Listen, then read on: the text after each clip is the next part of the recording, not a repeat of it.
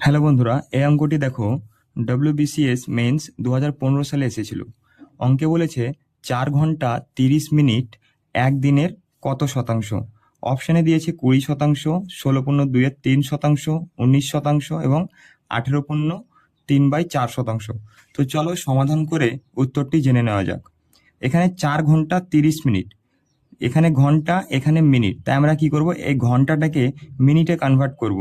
তাই 4 ঘন্টাকে মিনিটে কনভার্ট করার জন্য 60 দিয়ে গুণ করতে হবে। তাহলে এটা হয়ে যাবে 4×6 = 24, 240 মিনিট। আর এদিকে ছিল 30, তো এটাকে যোগ করে নেব। তাহলে আমাদের হয়ে যাচ্ছে 270 মিনিট। আর এখানে বলেছে একদিনের কত শতাংশ। একদিন মানে আমরা জানি 24 ঘন্টা। এই 24 ঘন্টাকে আমরা মিনিটে কনভার্ট করে নেব। তো এটা গুণ করছি না, কাটাকাটি করতে সুবিধা হবে। তাহলে আমাদের টোটাল এলো কত, 270 মিনিট। অর্থাৎ 270 মিনিট একদিনের কত শতাংশ। তাই শতাংশে আনার জন্য আমরা কি করব, 270 বাই, এটা নিচে বসবে, যেহেতু একদিনের যার শেষে লেগে থাকবে সেটা নিচে বসবে। 24 × 60, শতাংশে আনার জন্য 100 দিয়ে গুণ করে দেবো। এই শূন্য কাটা যাবে।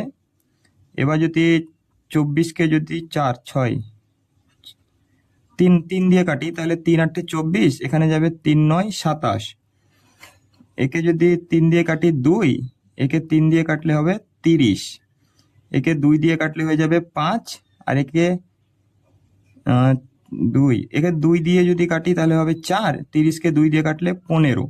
তাহলে ওপরে থাকছে 75 আর নিচে থাকছে 4, 75/4, এটাই আমাদের উত্তর। কিন্তু এখানে ভগ্নাংশে চেয়েছে, তাই কি করব, এটাকে ভাগ করে নেব।